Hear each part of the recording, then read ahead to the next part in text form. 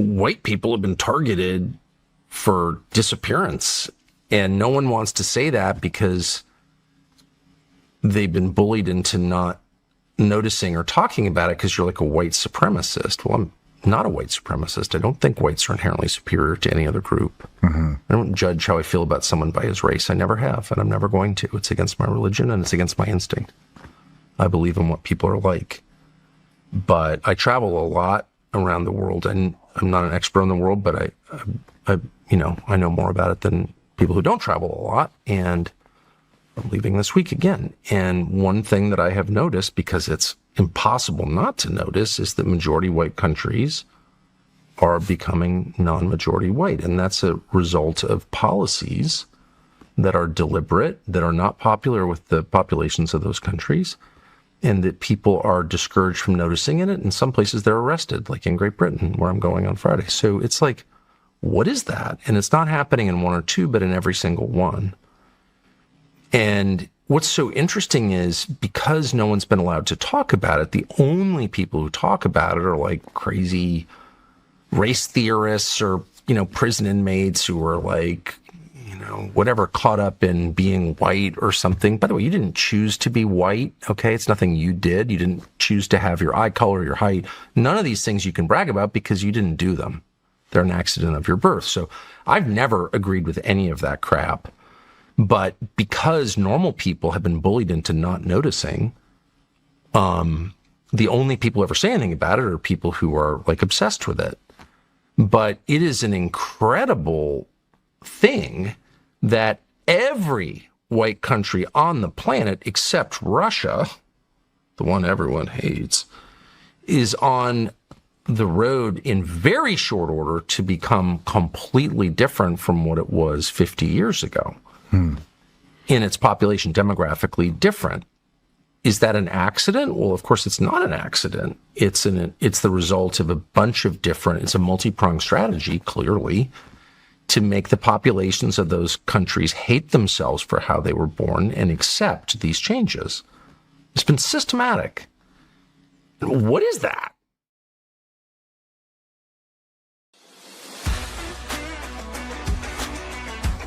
Hi, perhaps you recognize me. It's your favorite president. We will decide who comes to this country and the circumstances in which they come. Anybody in this country doesn't minimize their tax. They want their heads ring. Socialists don't like ordinary people choosing, or they might not choose socialism. The answer is might, because I want to do you slowly. I was saved by God to make America great again.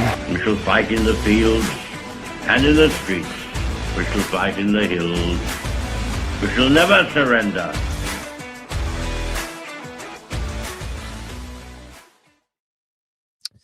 G'day everyone, welcome back to another episode of Commanding the Narrative. My name is Stephen Tripp. Thank you to everyone who's watching this. If you are watching this live on Facebook, Rumble or YouTube, as I say every week, we want to hear from you. Get in the chat, put some comments in there, some questions.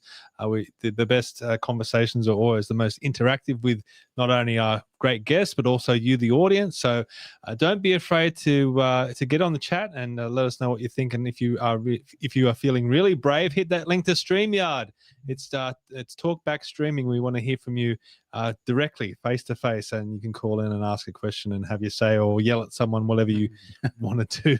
But we're here back in the fishbowl. Thank you, Mr. Adam Zahra, again for hosting us. How are you, mate? Pretty good, mate. How you going? Very, very well, thank you. That's good. How's life been going? Life's good. Good. Always good. Good. And Mr. Paul Vallejo, we realized in the car when we were driving out here that it's been like a year since you've been on. So. Yeah, last time I was here, I wore the dreadlocks and we were running up to Trump's election. Yeah. It's amazing that it's just a year with all of what's happened. It's crazy, right? It is hard to imagine. So what have you been up to, mate? Because I got a lot of heat when I put up a post of yours online talking about this Reform Australia Party, and somehow I got linked to it. But Well, it's not your doing. That was my doing. exactly. Yeah. Sorry. Sorry for any heat, but no. I'm just doing what I can. I mean, I've supported One Nation candidates. I've supported IMOP. I've supported UAP, Reform Australia. I know the people involved. I know the values. I'm excited about what it can do for Australia. So. Is it a real thing? Yeah. We're moving towards party registration nationally. We need 1,500 to be federally registered, and we're getting there. And reformaustralia.com.au. Check out the values. Did I just get you in trouble again? Probably. Oh, sorry. It was only the crazy libertarians. But you have other parties on, and they talk about their. I've had every party on: One Nation, Libertarians, Shooters and Fishers. I've had Independents. I've had Heart Party. But I got you in trouble. Well, I put up a post and people were. I had people contact me, like mutual people that I know, saying, "Hey, I got an email from someone." Someone I've never even heard of, saying Stephen Tripp should know better, and I'm never watching Commanding the Narrative ever again. Just because I put up a video of you talking about this Reform Party, and I put up a sounds little like a deep state plant to me. Probably.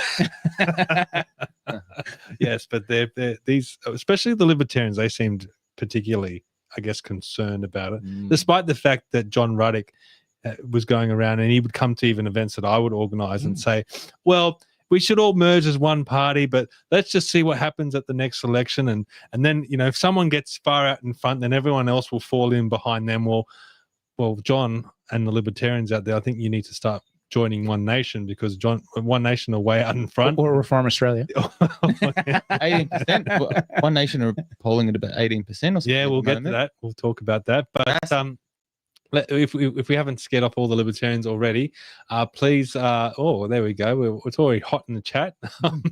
84 Punk said Ruddick is a creep. I don't know why he says that. I like John. I like John too. Well. I think he's a good guy. He's a good guy.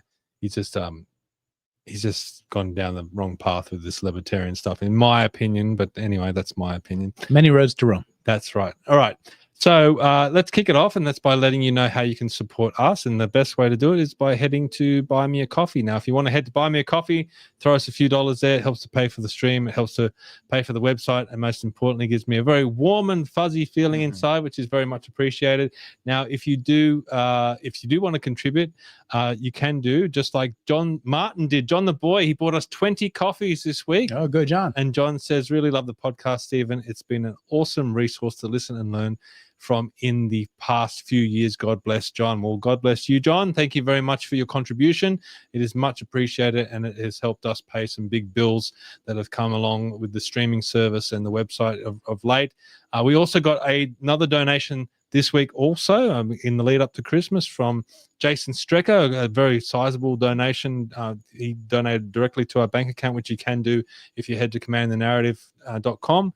That, again, I mean, that helps us pay the bills for the next year, keeps us going. So thank you very much, Jason. He's been a former guest on the show, as has John. So they're supporting us and supporting independent media. So it's much appreciated. Thank you very much. Thank you. If you really want to get behind commandingthenarrative.com in other ways and follow what we do, you can also head to the website, commandingthenarrative.com.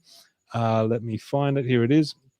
If you do go to the website, you'll find all our content there, all the previous podcasts that we've done. And I feel like we've done some really great ones of late. We spoke to Mike Ryan last week, who used to head up TNT Radio, and now he's doing the World Today News and also The Vibe, which are great shows. That was a really good interview. I was surprised at how well I got on with Mike, and you could tell he's been in broadcasting for a long time, because the way that he directed the interview was I think very good. It was a great chat with him. He exposed a lot. He couldn't talk about everything, but he did talk about a lot of the stuff that goes on behind the scenes with big independent media corporations. So it was definitely worth listening to Mike. And also the week before that, we spoke about the dismissal with Dr. Christopher Reynolds, about how Gough Whitlam was ousted, and then Dr. Reynolds went back into some constitutional stuff and how the Constitution was set up originally and how it was subverted a little bit. So you have to listen to that podcast to learn out more about that. But if you do head to the website, you can get all our articles and newsletters. You can participate in these surveys here. And if you want to know what's coming up on the podcast this week, it's also up there on the website. So you'll never miss anything. Hit the sign up button in the top right-hand corner and you'll get everything that we're doing. And lastly, as always, I'll just let you know about Australians for Better Government. If you do want to see some reform, some structural governmental reform in this country, please head to australiansforbetter.com and check us out. See all our proposals, download our prospectus, share it out if you can. And if you would really like to, please sign up to be a member. The more members that we have, the stronger our movement will be. So please head to australiansforbetter.com and check out everything that is happening there. I got a couple of comments. John the Boy says, amazing work you've been doing, Stephen. Thank you very much, John. And 84 Punks says, love your channel. I don't know if that's directed at us. I don't know who Joanna is. Okay. All right. Let's get going. Got a lot of comments there. I think people are having conversations amongst themselves. That's good. Yeah. So this week, I guess the big news story has been Pauline Hanson walking into the Senate dressed in the burqa again.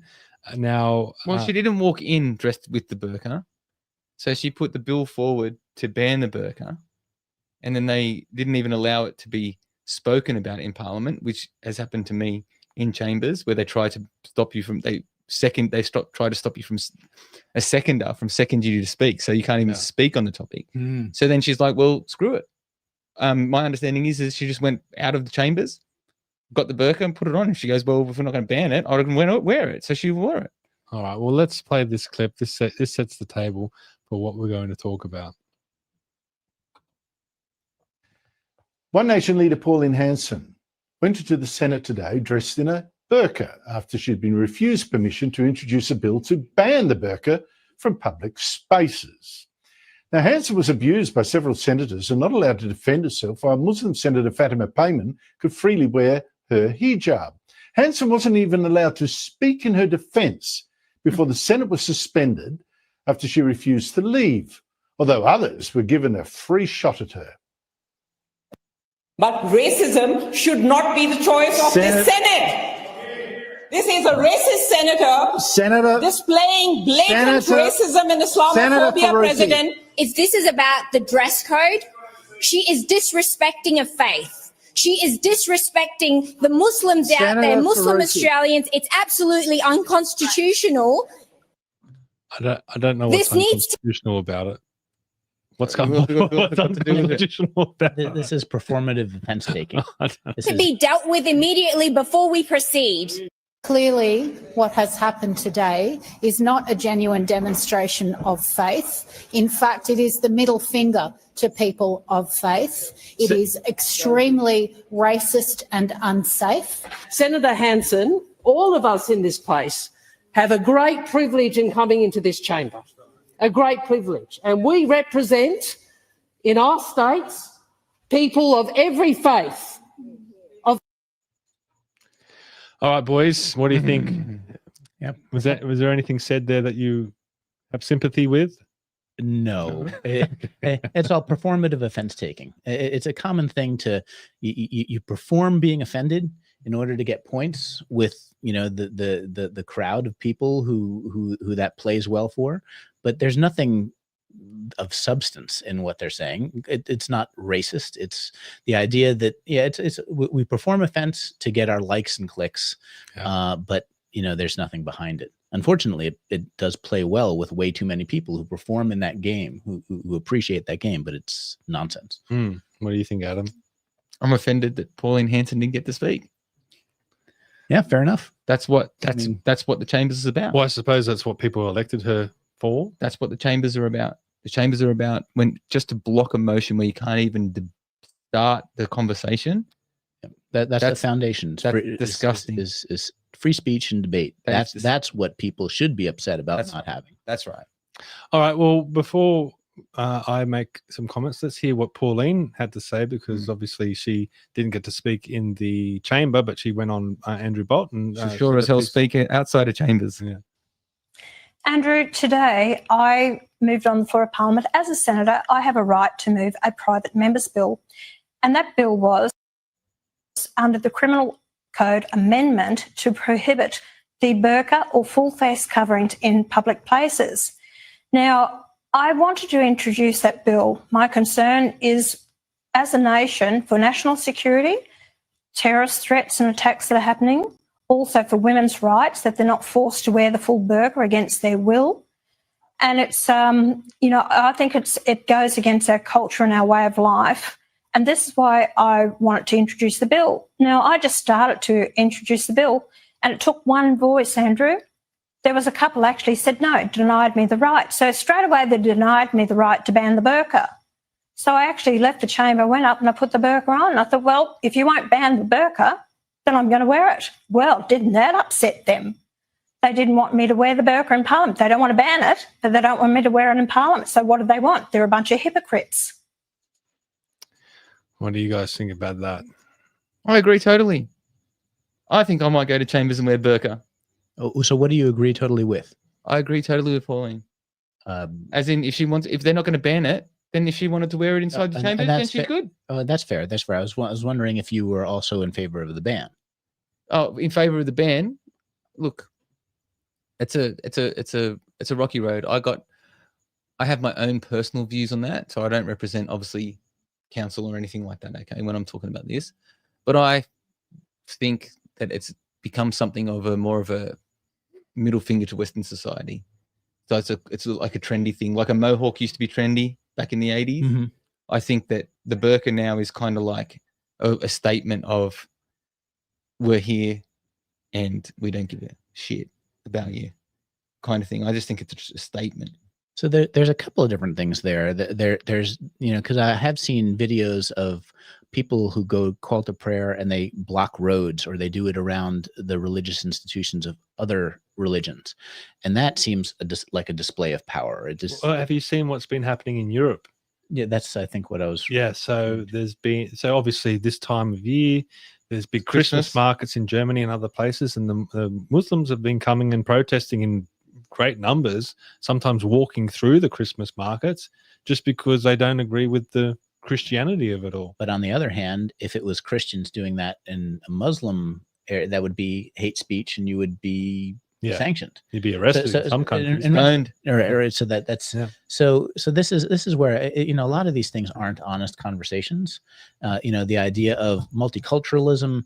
Well, no one is saying that we should take some uncontacted tribe and send a bunch of Filipino or white people or multiculturalism is only being funneled hard to Western societies, but with other cultures, their differences are and their ability to have their own culture, that's enshrined. So it's not an honest conversation. It's not a reciprocal conversation. Something is obviously wrong with it being a matter of principle. But Pauline is making the argument that she wants to ban it because these women are being forced into wearing the burqa, but banning it would force the women not being able to wear it. So isn't that going from one extreme to the other? Yeah, I don't think a ban makes much sense. The only thing because it's not really about the burqa. I think the problem that I have with how Islam is often practiced is that it's not the religion itself; it's the authoritarian nature of it. Like, for instance, I grew up Catholic, right? Yeah. And if someone said, "Oh, we want to have a number of Catholics immigrate," well, it's like, are you talking about the Dark Ages Inquisition Catholics, the ones that burn people at the stakes for reading heresy, or are you talking modern Catholics that integrate well? And so it's the authoritarian nature of religions that actually are a problem, not the religion itself. Yeah, I actually put this into Grok, so you take it with a grain of salt whether you trust AI or not, but I asked the question, is the burqa a religious requirement? And Grok came back and said no, the burqa, the full body covering with a mesh screen over the eyes common in parts of Afghanistan and Pakistan, is not a religious requirement in Islam according to the Quran or the authentic Sunnah. here is evidence and blah, blah, blah. But it goes on this lengthy thing that AI always goes on. So, I mean, this is the argument. And I've got another clip of Pauline here. She makes the argument that it's not a religious requirement. It's a cultural thing that's been brought in by men and blah, blah, blah. I guess let's listen to what Pauline has to say about it first before I hear from you guys. Person's faith. The burqa is not a religious requirement. It's been introduced by men hundreds of years ago, and that was about controlling the women. They didn't want the women's flesh to be seen, so it's basically controlling women. It goes against our culture and our way of life. Sue Lyon saying that it is a religious requirement. They don't understand Islamic culture or law. So I'm trying to say, let these people come here to this country, let these women, let them assimilate, because all you're doing is just keep them covered up. What do we do for driver's licenses? What do we do in public places and all these other things? People, the general public, feel they're being treated totally different. Those people walk into banks or other venues with a helmet on. They're told immediately, get it off, we have to see a face. What are they going to do? How are they going to deal with it when we have facial recognition? What are they going to do? How are they going to deal with it? I think she makes a good point, especially about the assimilation part of things. Obviously, you can come to this country and have whatever religion that you want, but we want you to assimilate, and we'll probably be talking about this a little bit more later as well. I mean, I don't have a problem with people from other countries coming here, but assimilate. And it needs to be in a controlled manner. That's always been my view on immigration. I mean, it's a migration thing for me. I don't care if you're having 1 million people come in from Sri Lanka or India, or 1 million people coming in from Queensland. It's the same issues that you're going to be faced with. How are you going to build the hospitals for them? How are you going to build the roads? How are you going to have the infrastructure ready for them? The housing. I mean, housing is a massive issue at the moment. So you have to be able to control the amounts of people that are coming in, but also the people that are coming in need to be able to assimilate to your culture. We can't have this message of multiculturalism where all cultures are equal. I mean, that's just a ridiculous argument in my view. All cultures are equal under our culture. Yeah. So what happens is our culture for Australia, and then everyone comes in underneath it, and then, like you say, assimilates to our culture. So no one's, and the thing is, I was just thinking while you were talking, don't you want a nice mix? You don't want like hundreds and thousands on your donut, You don't want just white ones, you just don't want pink ones, and you just don't want black ones, right? You want all the different colors on there, your green ones and your blue ones and all that kind of stuff, right? So I think the biggest problem is that you bring 1 million people in of one kind of designation, okay? Right? I'm finding that even when I've been to citizenship ceremonies and stuff like that, there might be 150 people being sworn in as Australian citizens, and there'll be 3 white people there, and then the rest would be of a different ethnic orientation. Those kind of numbers you start to notice, 3 or 4 ceremonies every month, and you have them coming in every month, okay? Then what happens is you do start to see the dilution of the Australian culture or the Australian people, right? Start being dissolved off into, other races and stuff like that. I am fearful for Australian culture being lost. So there are a few different things in there. One is about the amount of infrastructure that's needed. Like, for instance, I like to have house guests, but if I have too many house guests, well, there's no place to put them. There's not enough chairs. There's not enough bathrooms. So, there's the infrastructure But the problem is, but they're always guests. They're a guest. Well, and that gets back to the integration issue. And in my view, it's not about race, whether they're purple or this or that.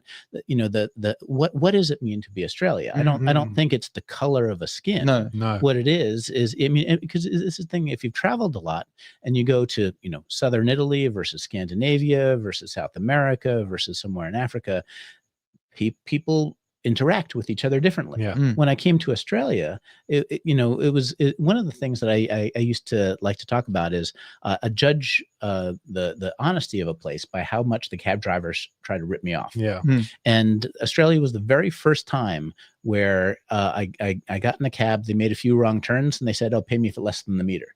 When I go to New York, you need to watch, because they tried it. It was called taking you for a ride to go all the way, in Italy, So every place has a culture and a way people treat each other. Here, the blinkers work typically. You know, in Texas, I needed the element of surprise to change lanes. Seriously, you know, and so you know, when you come here because you value the culture, and if you're not adding something to the people here should decide how many come, and whether they're bringing something of value into the country. Otherwise, the door should be shut. And it's the same thing with your house. See, when I was at school, the teachers used to get up and say, Australia doesn't have a culture. I hate that.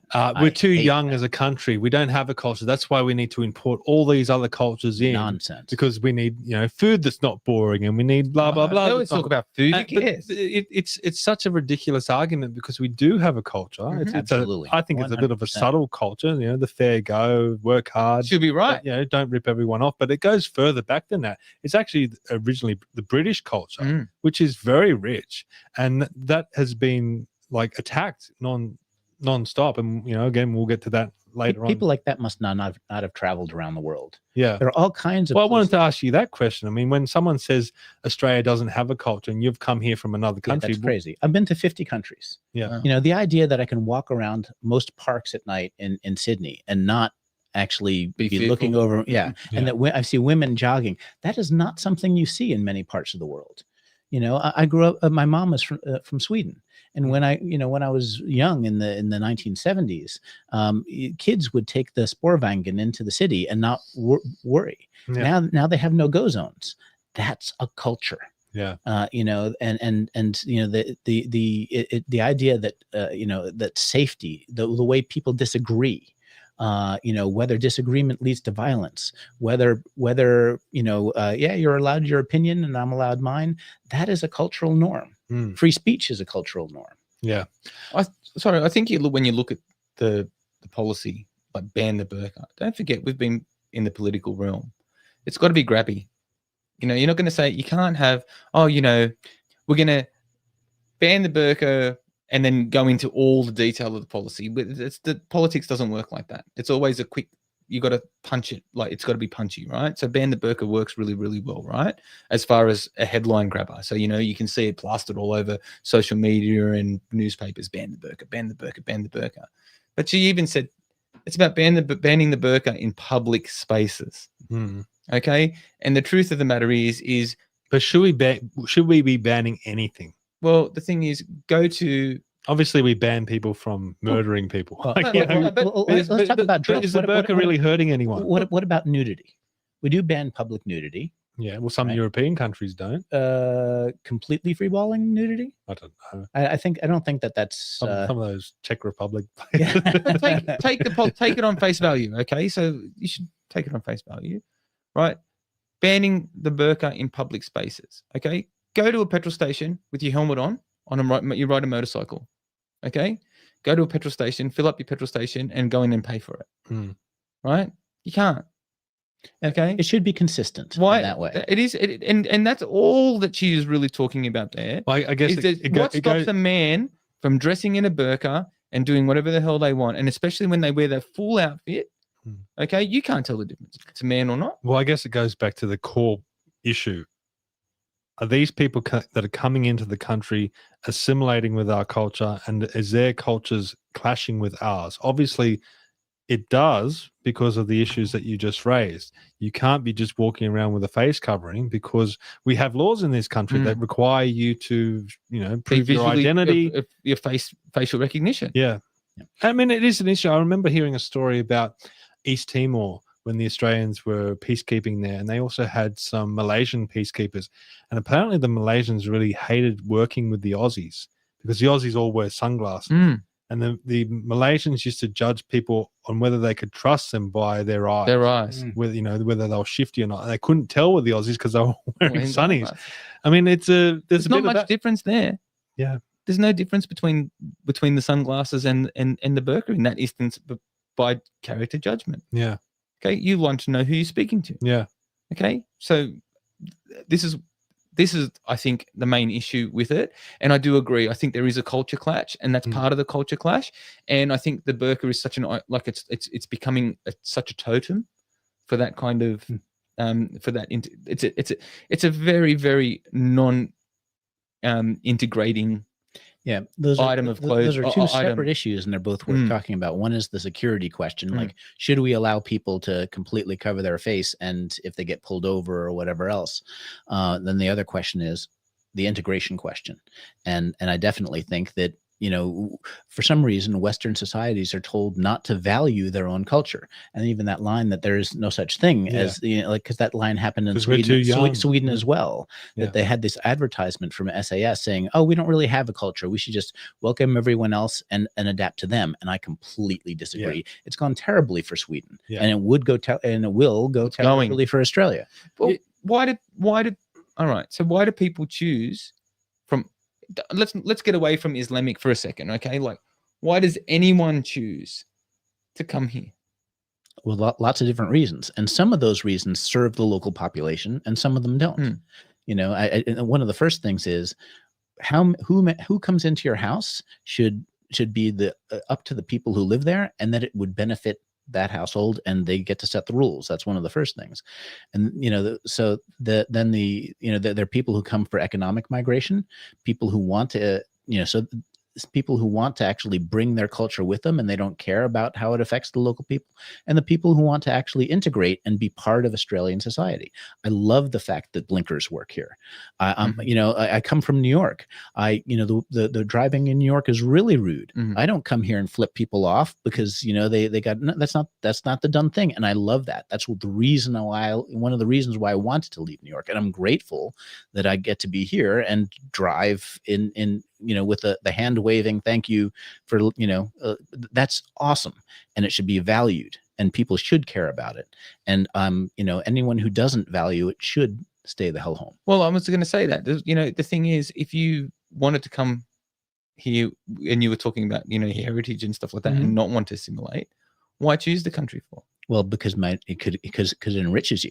Or, you know, I mean, some people you could argue is that, like, for instance, China moved a lot of people into Nepal on purpose because they wanted to dilute the local. Is it Nepal? It's not Nepalese. Nepalese. The Tibet.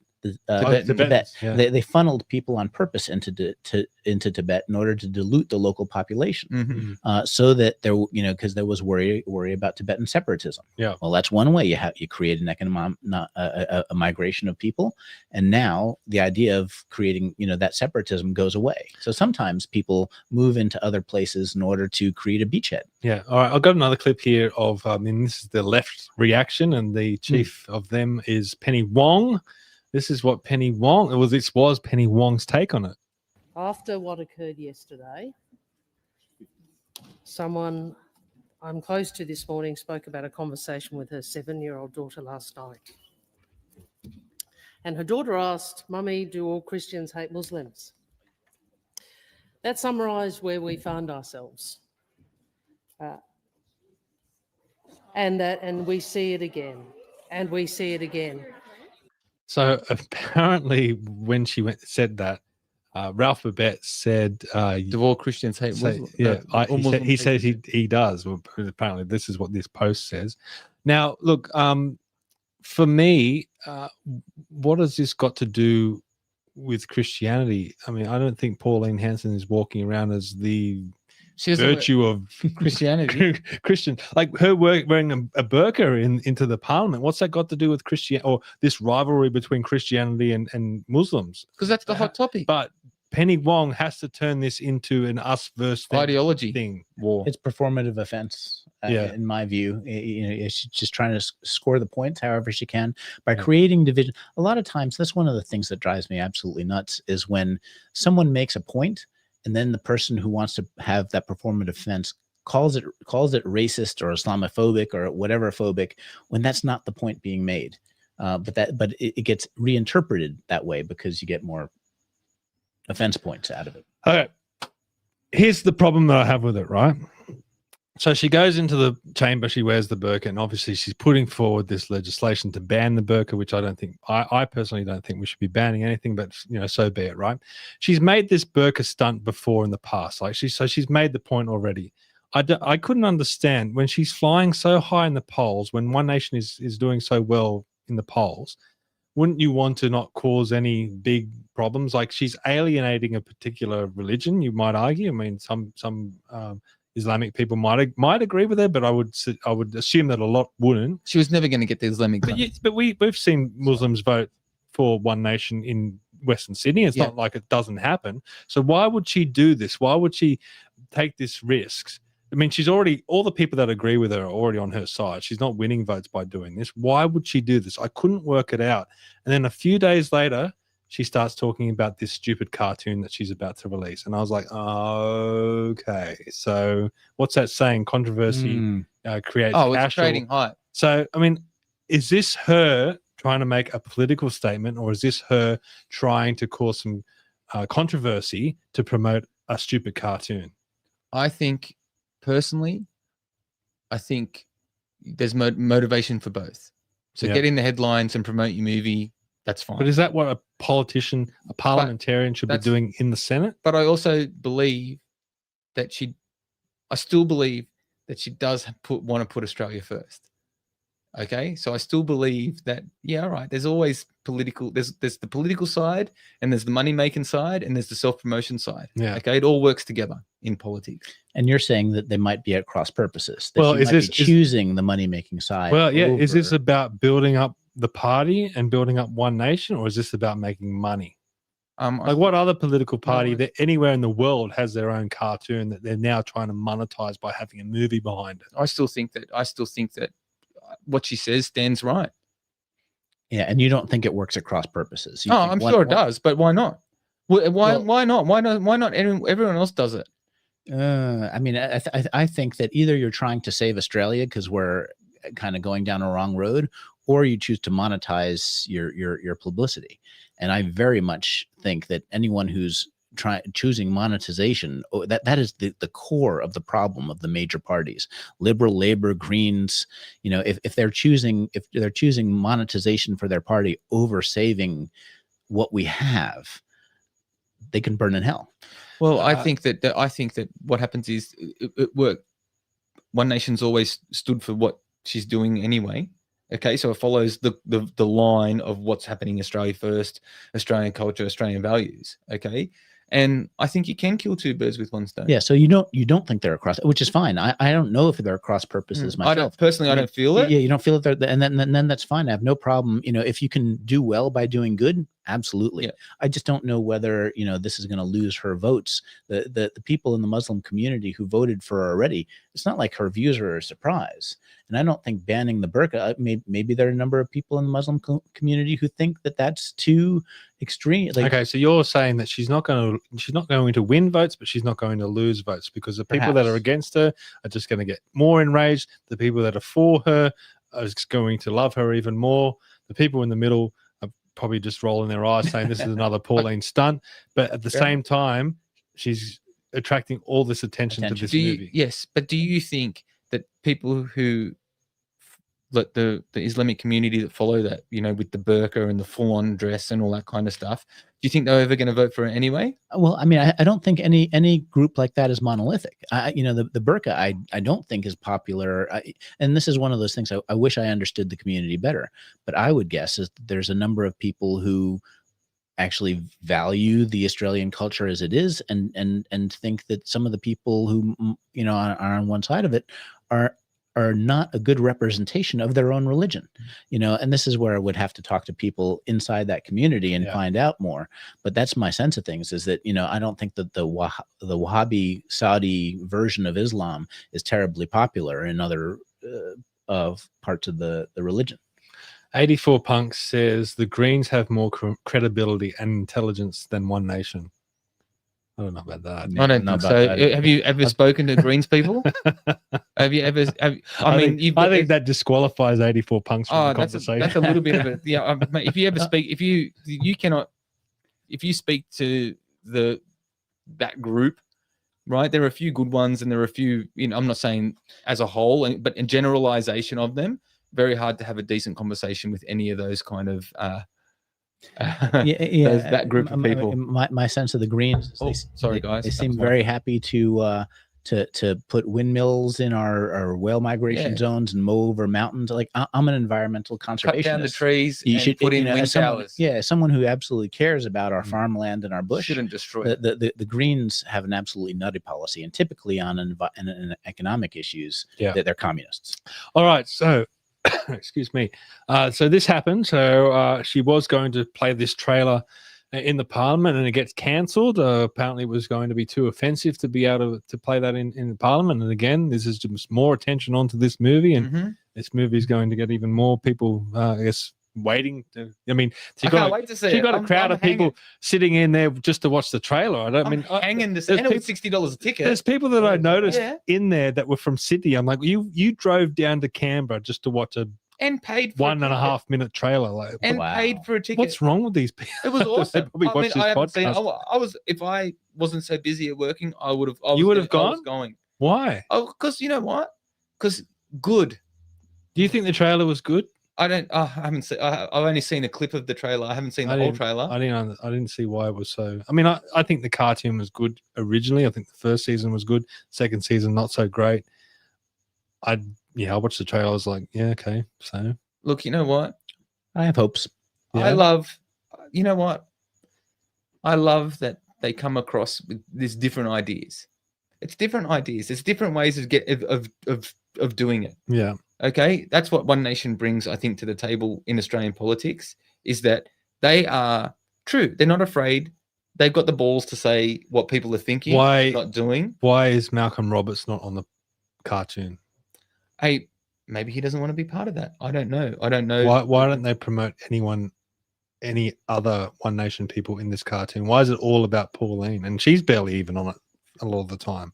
So what is it actually achieving? I think that, especially the first season, like you were saying, I think it was fairly educational in a rudimentary kind of way. So it was, they talked about some really good topics during the election campaign, and what this means and what that kind of means, how voting works, how the Senate works, all those kind of things. I think it was a great idea.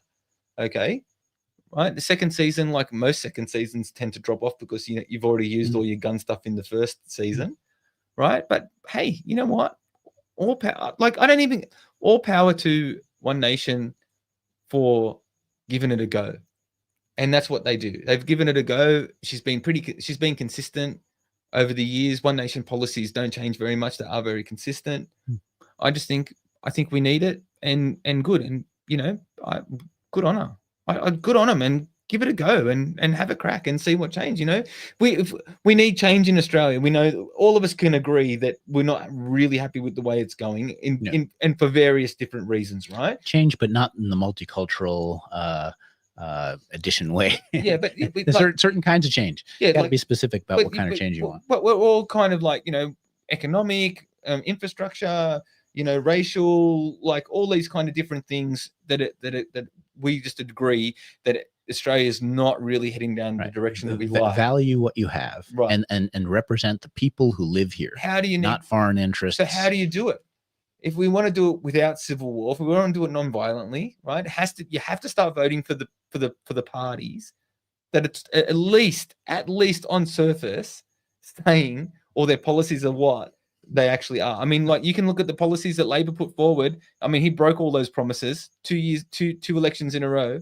Well, I'm not going to disagree about how crap Liberal and Labor and the Greens. They all keep breaking their promises. So where do you go from there? Well, reformaustralia.com.au. Well, reformaustralia.com.au. You know what? Reformaustralia.com.au. That's a baby. I know. It's starting. I like babies. No, that's great. You got to start somewhere. Especially the cute ones. Yes, but you have to start somewhere. So that political party might be a force to be reckoned with in the future. Many paths to Rome. That's right. What we need is what matters is the values. But how do you fix it now? However you can. One Nation seems to be. Oh no, good gun on him. I love Malcolm Roberts. Yeah. He's great, but is that going to be a comprehensive? If I thought that leaving the job to them was the only thing that was to be done, then great. That's what I do. I just don't think that they are the one force that's going to kind of push things. Well, David says, I can't understand why people are drinking the One Nation Kool-Aid. Well, or whether they are or whether they're not. I mean, I think they are based on the polling. This is Poll Bludger. Yeah. And you can see that there, the voting intention currently, and this is based on a whole collection of the different polls. They take all the polls and average it all out. That's what you can see in the little graph down the bottom there. One Nation's vote is up to 16.7% nationally. That's up 10% since the election. And you can see the orange line just tracking further and further up, and the blue line's tracking further and further down. So for me, the big question is One Nation winning votes, or are the Liberals losing votes and people are just resorting to One Nation? Well, it's both. I mean, I think that's what, you need some group of people to do is to drain the blood of the uniparty cabal, to kind of pull a Nigel Farage. The Tories and Labour both exposed themselves as uniparty globalist shills, pieces of crap. Yeah. Right. And basically that's what we have here. We have corrupt uniparty, and someone's got to drain their lifeblood and represent the Australian people. If it turns out to be One Nation, good on them. There's a couple other contenders we have that hopefully can do that. But that's fundamentally what we need. We need to drain the uniparty swamp. I like the idea that you've got the contenders like Reform Australia Party, you've got Libertarian Party, and all those kind of guys, right? But you know what? At the end of the day, you want to make a difference now. Right at the moment, One Nation is the horse that you should back. Was it the trend is your friend? Are they up to the task though? Can they drain the Liberal and Labour uniparty? Well, speaking about the uniparty, this is the reaction of Matt Canavan to One Nation's rise in the polls, and also the prospect of Barnaby Joyce moving to One Nation. Team, we've seen this week what a circus act One Nation is, and it might entertain, but it doesn't change anything.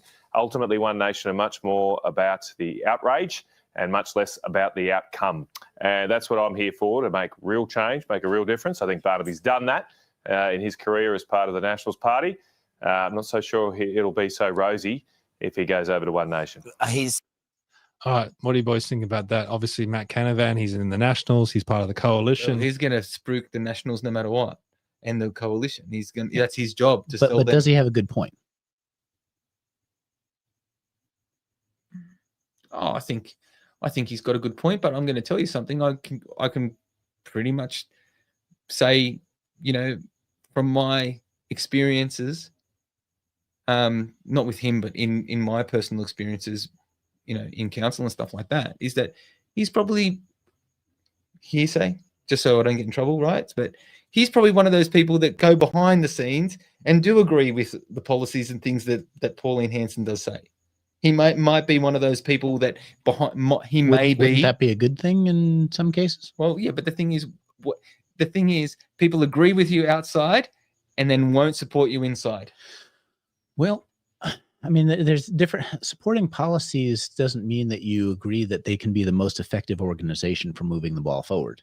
I mean, that's one of my concerns about One Nation. And, look, I'm kind of a newbie on the block on this, but my concern about One Nation, do they have the organizational structure and the integrity, and also be able to capture the zeitgeist? The people could leave Liberal and Labour and join One Nation. Okay, here's the answer. No, currently, no, they don't. The big question is, do they want that to happen? Do they want that to evolve where they can get to the point where they're up to the task? I don't think they do. And it goes back to the question before.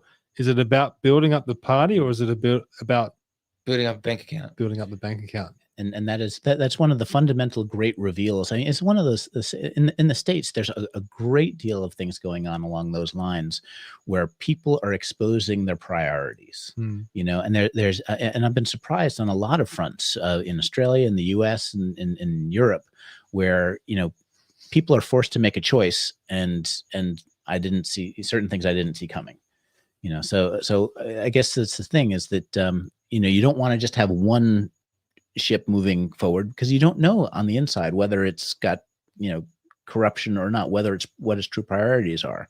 But basically, you have a couple of ideas, you force people to show you what they mean, whether they mean what they say, and if one is self-serving, well, that one has to fall by the wayside. Well, the problem is that you have to give them the chance to do that. Yeah, you do. So what happens Absolutely. is, we will never know we will never know One Nation's real motivation and intent. Sometimes a certain vote forces it. Until kind of like release the Epstein files, and you have some people just starting to go like this. But once you have that vote, and once you try to push a policy forward, then you find out actually, you make people reveal themselves. I think that's the key. Well, I think One Nation have been pretty, hard on their sleeve. What have they ever? What inconsistencies have they displayed? What have they ever put forward that they've turned their back on?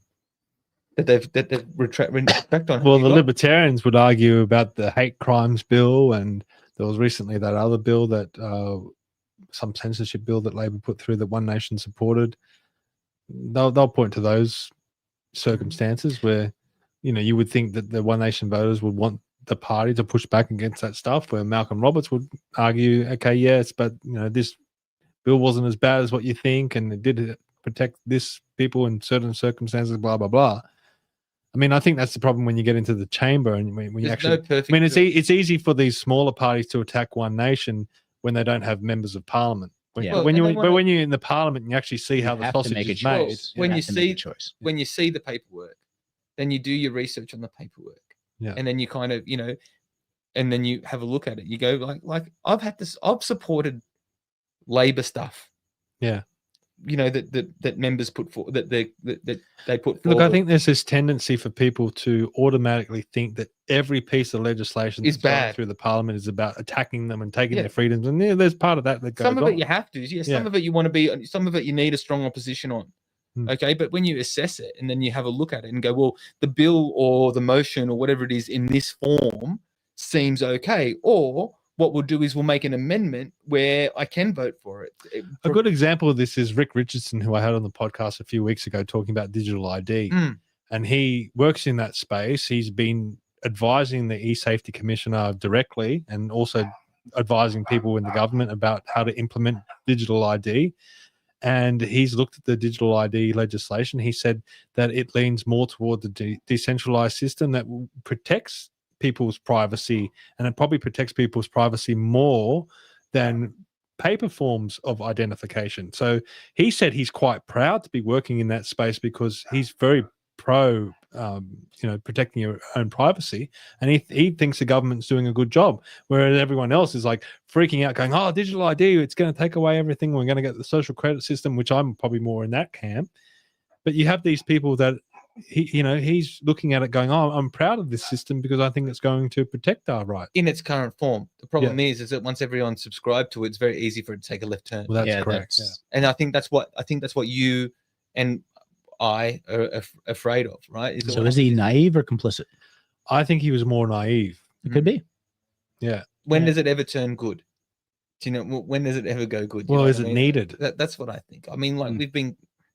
That's my thing. Is it really needed? Like, what happens? So what? You scan your license, you scan your birth certificate, and you upload it to somebody's system. Okay. Well, here's an example, right? He was saying that it would protect your privacy more than paper form. So if you were to do age verification, so Facebook asked you to verify your age.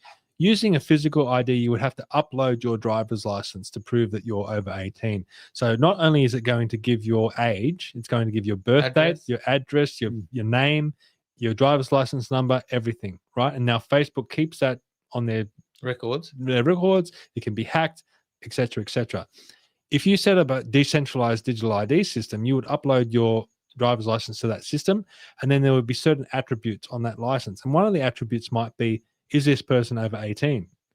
So all that Facebook would get from this digital ID system is, yes, this person's over 18. Yeah. Doesn't give their birth date, doesn't give their name, nothing. It just says, yes, this person's over 18. So in that circumstance, digital ID could actually protect your privacy more than the current system. Yes. But is that going to be where we get to? If what happens is, all of your ID, your 100 points plus, will be in one spot. Yeah. Ready for the picking. Whereas if you need to do... Not if it's decentralized. And he explained how that might work. Different servers. Yeah, different I don't all that. completely understand. He was saying a centralized system, which is what they have in China, where everything goes to a central hub. Yeah, that's problematic. Yeah, but decentralized means that, all right, so one company might have your driver's license details. Another company might have. Don't ask me how it all works. So but decentralized means that your passport will be here, your driver's license will be over there. What happens is all that information comes together for this hub. Either yes, you meet this criteria or not, but your data isn't actually there. Yeah, I think the key is what's done with it. You know, like you said, if it was that in and of itself, that wouldn't necessarily be a problem. But we do know that there's an agenda behind what they use digital ID for. When you combine a digital ID with a central bank currency, now you can have a social credit system.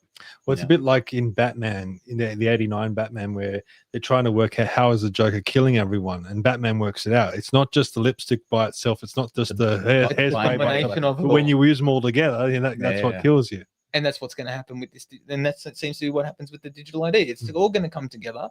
And then what happens is then we're screwed. Yeah. Unfortunately, they've laid out. I mean, they've told us the plans about central bank digital currency and all that carbon kind of thing. footprint measuring, and some of the meat in one of the countries, I forgot which, said how many carbon credits your meat has. Yeah. It's like, oh, I can't travel this year because I've eaten too many my carbon credits. This is the problem. I mean, so we know what direction they're trying to funnel us, and we also know we don't want any part of it. So that's where. I mean, you should be skeptical of what government wants. And you can't have someone who is naive. Unfortunately, we can't afford it. I mean, he might be a nice guy. He might even be right on the fine points that he's saying, but we can't afford naive. I took it as naive, and I took it as frustrating as well. It's hard to get a clear answer out of him, but I thought that part was interesting. It's hard to get a clear answer out of them because they don't really know what's going on.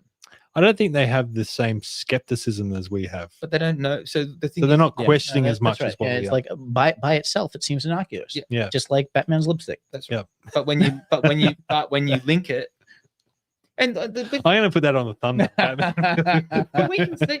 But you can, like you were saying, Paul, you can see what you can see. Yeah. Like the banks you can't put the pieces together, you should not be in government. That's see the thing. You can see what they're doing though. Some banks are now giving you your carbon score. Right. The banks are doing it. Right. So what do banks do? Well, they control money. Yeah. Right. Then what happens is you said that there's carbon credits now on food ratings. Oh, this is 2 points. This, that, the other. Well, I mean, it's Demolition Man. You said a bad word. This is now 3 credits off your score. Like, exactly. That's what it is. Yeah.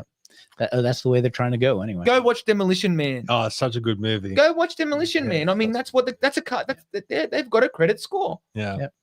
Okay, that's 2 credits. This is 2 credits. This is 2 credits, and he goes up. Remember, he says, starts cursing and he starts getting the bill racking up because he doesn't know how to work out the bloody seashells. Come on, people. All right, let's move on. I mean, we've talked about One Nation for an hour. Let's talk about Tucker Carlson. Yeah, cool. Because we watched the Tucker Carlson interview with Piers Morgan, and also he did one with Sean Ryan, which I think was very, very interesting. Now it's all related to what Tucker's saying. He's saying that the white population is being disappeared, I think was the right word that he said. And it goes into this argument that the white population is actually declining across the planet. And why is that happening? Is it just something that's happening naturally, or is it something that's more nefarious? And one of the things he makes very clear, and it is very important to say, is that it's not about race. It's about culture. It's about how it's differentially happening to one population and not to other populations. No one is criticizing the lack of multiculturalism in Ghana and wanting to import a bunch of Mexicans into, it only happens in certain places. Yeah.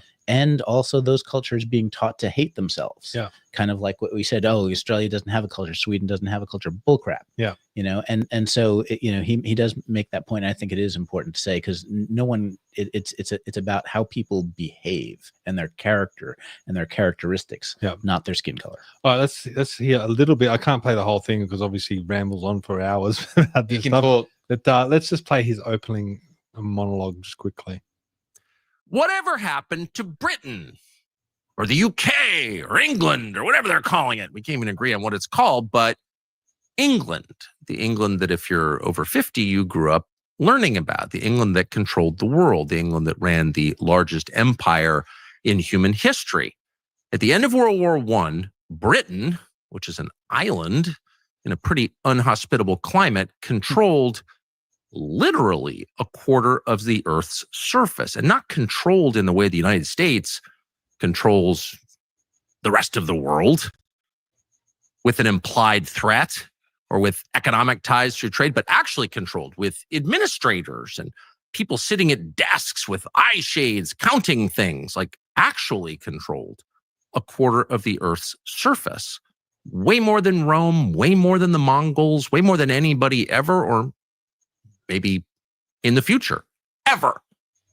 Britain was the most powerful country in the history of the world. And then 25 years later, it was this kind of sad, soggy welfare state, which is to some extent what it still is, except maybe even a little bit worse. What happened? Well, Yeah, that's a good question. What did happen? I think we haven't really noticed it. I mean, since World War II, and he makes a good point about how the British Empire stretched quarter of the planet. The sun never sets on the British Empire. Yeah, that's right. Didn't used to anyway. That's right. And then ever since World War II, that's been eroded, and it's been eroded largely due to the British themselves. I mean, look at Rhodesia. The Rhodesia wanted to declare their independence, and it was Britain that put pressure on them to, I guess, hand themselves over to one man, one vote. Yeah, Mugabe, and basically everything that happened in Zimbabwe ever since. Yeah. At the time, Ian Smith, who was the Rhodesian Prime Minister, was saying, we're more British than the British. I mean, again, it goes back to culture. Australia doesn't have a culture. Well, it had a British culture. Definitely. Rhodesia had a British culture. These colonies that were set up, did have a culture, and they did have a way of life that is no longer there. And I think what Tucker is doing rightly and in an intelligent way is going back to Britain itself, because they're the indigenous population. The white people of Britain are the indigenous, and even they're facing the same issues that we're facing here. And I don't think we can defend ourselves quite as well as what the British can, because we get the argument here, oh, well, you're British, but you're immigrants as well. You came here from a distant place, and you don't belong here just as much as everyone else might not belong here. But the British in England, that's their homeland. I mean, why should they have to give that up or be dispersed or have to take in all these immigrants? So I think he's making a good point. But the other, I guess, stronger point is what is happening to white people. Are white people having to cede their culture and their way of life for what? Like, where is this coming from? I mean, you have a feel of... there are a few different things. The collapse of the British Empire, a lot of it came after World War I. Some people talk about World War I as the time where the Europe committed suicide. Yeah, for no good reason. Even when the heads of state were often relatives of one another. Yeah, that's right. Catherine, the head of the Romanovs and German, they were all related. Well, the one that was assassinated was Duke of Ferdinand. He was the cousin of this person. So they were all related, and then they all killed each other for years. And so then you had the loss of a lot of gold going to the U.S. You had financial crises, the Great Depression, and then World War II finished it as far as an empire for the British. But why? So why they did that is one question. Why? But they turned their back on their own culture later. Right. That seems to be a phenomena of the last few decades, and it seems to be the self-hatred of all of European countries, sort of demanding multiculturalism and DEI and immigration rates. Now, it's not even just that. You just touched on the point. They hate themselves. Self-loathing. Like, we can't fly the flag here in this country. Right. The collapse of nationalism. Whereas you go to other countries and it's not the same. Yeah. There are plenty of places in backwater, what we consider backwaters, poorer countries that are proud of their country, their flag, their people, their culture. Right. But we are taught, and and that's the question. Has this been a purposeful infiltration into our education system, into our universities, taught to dislike ourselves, our culture, our country? Is it more than that? I want to bring this up, though. I mean, these are some statistics that, again, I got from Grok. And again, take it with a grain of salt, whether you trust AI or not. But this is the historical trends of the white global population. So you can see there, in 1900, it was about 25 to 30% of the world population, and you had an estimated 400 to 480 million white people in the world. We go down to 2025 and the white population is now only 10% of the world population. Now, some people argue that it was actually 40%, now it's 9%, whatever. But whatever the numbers are, and probably would be hard to measure it, it's been declining. And it's been declining for a whole bunch of reasons. I mean, you can look at Africa. Africa's population has been exploding ever since colonialism,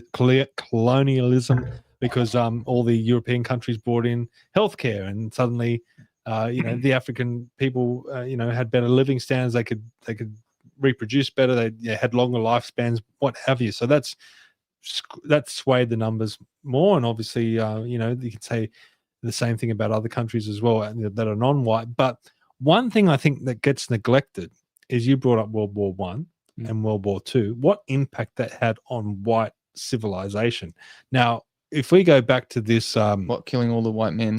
Yeah, I mean, how many people reproduce? How many white people actually died in those wars? So if we go further down, this is the best estimates of white deaths in the world wars. Now, if you look at World War One, there was 15 to 18 million white deaths. That's 90 to 95% of the people that died in World War One. That's not just soldiers, but civilians as well. What does that do to a society when suddenly 15 to 18 million people are just gone? Well, you have to wait till the children become men or adults to be able to reproduce.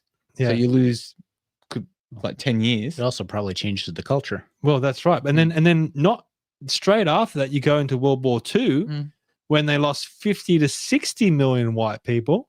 That's 70 to 80% of the deaths that occurred in World War II. So across both wars, 75 to 80% were white that died in the two world wars. That's 65 to 78 million people, white people, dead. What does that do? I don't think we've ever measured that. I don't think we've ever studied that. What does that not only do to the countries where those white people were living, but what does that do to the culture? What does that do when you look at it and you think about all these people being sacrificed in war? What happens when you go to war? You send your best and brightest. You don't. It weakens the culture, right? So the warriors, the people with courage, the people who believe in their nation, the people that are nationalistic, they go off and fight. The people that stay behind, the pacifists, weaker. It's the people that are scared, afraid, maybe they're disabled. Weakens the country. I remember there was a time where someone was talking about people in World War One when they couldn't make the cut in order to be sent off. Yeah, that some people were killing themselves, and then by the time of the Vietnam War, they're doing everything they could. Now, I'm not saying it's a good idea to sign up and go to a foreign war for your country. That's I've definitely a lot more skeptical. Well, this is the other part of it. Was especially World War One was completely senseless. Yeah, absolutely. Yeah. But the thing, the sense of honor, people, like you said, they were very patriotic. They would take it really seriously if they wouldn't. Honor, duty, courage. And people were signing up, voluntarily. Yeah. Whereas how that culture's changed over 70 years. I mean, how small the empire in history was. I mean, the Roman Empire was hundreds of years, thousands of years. Yeah. The Egyptian Empire. Our culture has changed so much in such a short period of time, and the underlying reasons for that, it could be what you were alluding to. Yeah. Do you think what do you think? Well, who uphold especially back in the 50s, 60s, back even in World War One and stuff in the 1914 and stuff, men used to carry the tradition. Okay, so men were this like the father. They would work. They would carry on the traditions and ingrain the culture into the society. And you take that away, what happens? There's no one now fertilizing the culture, is there? Yeah. Not only that, I mean, this huge decrease in the white population, you got to take into account that a lot of them are also Christian. 18 million people dead, 60 million people dead. White. Yeah. So what impact does that have? It has to have an impact. Well, like you think about it too, right? So that would have been, obviously you got civilian women there would be women and children in some of those numbers, right? Yeah.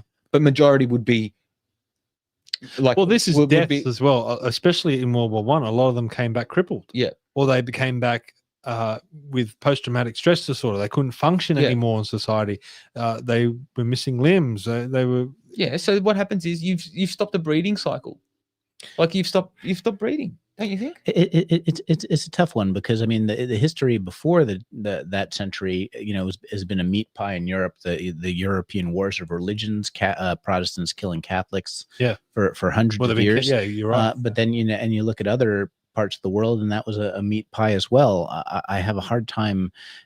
There's so many things going on at once. I'm not really sure. But one thing actually that is clear: fertility rate seems to really fall off. When you had the advent of birth control, when you had decreased infant mortality, if you look at the births per woman in lots of parts of the world, you get this once you increase the standard of living, and you get better health care, you get birth control, birth rate falls off a cliff. And now, you know, a lot of the world is in demographic decline, not some parts of that's actually a very interesting thing. Which places are below replacement rate and which places aren't? Western societies are below very much. I think very we're below like 1.3 or something. Yeah, and you need 2.2 on average, I think, in order to maintain stability. So I was going to say that we have a demographic collapse, that's looking even worse going forward. In what historically has been some of the most successful societies in the world, whereas the places that haven't been so successful in terms of their ability for infrastructure and education, have higher flourished. Well, higher demographic replacement. Do you think it's because they, don't have access to the medical care like that we have now? I mean, there is an association with once you lower infant mortality, women tend to have less kids. But the other thing is that people here can't afford a home. So if how are you going to couple and get married when you're criticizing men for being toxically masculine, and you're telling women to join the workforce, and even if they got lucky enough to get together, they still can't afford a home together. Tucker Carlson asked the question, does Great Britain look like a country that won World War II? No. But I think there's so much distorted history from those conflicts. I mean, we watch movies like Saving Private Ryan, and they storm the beaches on D-Day, and they're doing all these heroic acts against the Nazis, and they push them back and they beat them, and you go away from that movie thinking, oh, you're a winner. America saved the day. Yeah. But when you study history, by that point in 1944, Germany were pretty much done. The Battle of Stalingrad had already happened. The Sixth Army were already defeated. The Soviet Army were already pushing their way towards Germany. In a lot of ways, Germany were already beaten by that point. So who really won the war? It's not just one group. Obviously, it was a whole, there was the Allies. There were three fronts that the Germans were fighting, but I think overwhelmingly, it was the Soviets that really, they were the tip of the spear. And what were they? They were communists being led by Joseph Stalin. So what deals were being made to I guess, pay that debt back to Stalin? And we have seen this creep of communism come into our societies ever since then. Who really won the war? That's an interesting take, man. I don't think deals were made with Stalin in terms of injecting communism into Western society. Well, how do we know? I think the universities did that themselves. Yeah. I mean, that's one of the things is that in a lot of the universities there was a great deal of sympathy for the communist and Marxist philosophy all the way up until the end of the Cold War and the Berlin Wall fell. And so the deals with Stalin, I think, were more about how much land. Well, they prospered, right? So, I mean, after the war, those countries in between Germany and Soviet Russia became communist. No, they became. I wouldn't say that prospered. Compared, I mean, if you look at the standard of living after the wall fell between Eastern Europe and Western Europe, I remember going to Poland, and they were way behind from a material. Well, okay, so why did Great Britain go to war against Germany? Why did Great Britain go to war against Germany? For whatever reason, they signed up a defense pact with Poland. So it was to defend Poland. What happened to Poland after World War II? It got reconstituted in some form, but a lot of the Poles got dead by being run over both directions. But they didn't have independence, did they? Oh yeah, they're behind the Iron Curtain. Yeah, that's true. Yep, so absolutely, Great Britain went to war to protect Poland. Yeah, and then the ultimate result was that they lost. The Soviets won. Took Poland. Yeah, that's true. Yeah, you're right. Yeah. So who really won the war? I mean, on the Stalin side, yeah, he lost a tremendous amount of Soviet lives. I mean, they really tens of millions. Yeah, but did that matter to him? I mean, he'd already been starving his own population. Oh yeah, he starved his own people by the tens of millions even before the war started. Yeah, I think I heard the Soviet army lost more people in the purge than any army did in wartime. Just by Stalin sending generals and admirals off to the gulag. So you have a situation where the white populations, the more nationalistic types of people, the more people that have that sense of duty and honor, they go off to war, they die in the tens of millions, and then the British Empire is reduced to nothing afterwards. But the communist Russia, they take all this new land, and on the other side, they've got China, which was nationalistic as well under Chiang Kai-shek. They're exhausted after the war. They get pushed back to Taiwan. And what happens in China? It becomes communist as well. Well, and they starve themselves by the tens of millions as well. Yeah. And Mao's Great Famine and the Great Leap Forward. Yeah. That was also a bit of a human meat pie. So I don't know. Maybe is this about the suicidal tendencies of people and cultures? I don't know. But we're looking at people on the right, or more nationalistic types of people, sacrificing themselves on the altar of war, and who's left? The left-leaning communist sides that swept through. I mean, then you got Vietnam and Korea and those sorts of conflicts. I mean, is it any wonder that things have so swayed? The strong people with honor and culture and duty and health go off to war, and the soy boys are left. To okay. That could explain. Have we ever studied that? Have we ever looked into that? But because what happens is you send off your strongest opposition. So what happens is basically the takeover of Australia and whatever's happening now is because the strongest men who would have built the culture and continued on the culture are dead. That's what I mean. Like that's a mad. Those people that is a really good. That's a real revelation. Yeah, I think that should be studied. Those people. Well, I think there's a masters of being a soy boy at Sydney Union. Yeah, I believe it. There's a masters of everything except what's important. Let's get some comments. This is some people make some big comments here. David said Russia did a lot in World War II. Yes, they did. They lost. They probably lost more troops than anyone else. And Germans lost more to the Russians than anyone. Yeah, they broke the German army. We focus so much on the Western front. They were white. Yeah, yeah, white people killing white people. But the Eastern Front was really World War II. Yeah, definitely. Yeah. Nick says the deep state won World War II. That's a good argument too. David said bankers set England the war. I mean, that's the other side of things as well. So the deep state and the bankers. The question is, why does the West keep on fighting these wars? Yeah, and none of the wars in the last bunch of decades have served us. Everything has made us poorer and left places better off. Poorer, weaker, and left places better. And I'm glad that people are finally starting to question it. Yeah, who the real enemy is that keeps on sending us off. But we don't question. So all those soldiers that are now buried in the fields of the Somme and Passchendaele and all those conflicts, what would they have contributed to our society had they lived? Strength, masculinity, culture. They would have retained culture. You think if all those people were brought up by if all those fathers that died but had raised their children to be strong, do you think COVID would have happened? That's a good question. When the dads go to war to fight for their children. Yeah, I mean, it leaves behind all kinds of gaps and trauma and poverty, and because it takes a special kind of person to go to war. It takes a strong person to go to war. And you lose the best of. It's true what you guys said. You lose the best of the best. because don't forget too, you have to be a certain height, you have to be a certain strength. Like strong men were sent to war and killed off so that our society could be watered down. And men in particular. Yeah. But should they instead then turn on their own banking class so then everyone could get together and sing Kumbaya? I like who was the real enemy? I don't know. That's you're saying the bankers. I mean, well, obviously, the old comments. Yeah. It's like instead of like the deep state and the bankers, hey, you guys fight you guys, and we're going to get rich, and we're going to sit back here and let you guys.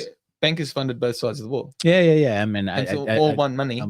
Yeah, I mean, that gets into the whole Rothschild. Well, they did it with Napoleon as well. Yeah, and all that. Yeah. So I mean, we're never going to solve it. We're trying to solve something that we can't solve because we have no idea about exactly. You don't have the details. Well, I'm gonna. I like the theory. This is probably a podcast in itself, but I would make the argument that the British Empire didn't end in World War II. It ended when they defeated Napoleon, and Nathan Rothschild took over the whole English banking sector in one day. We can talk about that. It's an interesting one. Maybe the British Empire ended when they started arresting people for memes.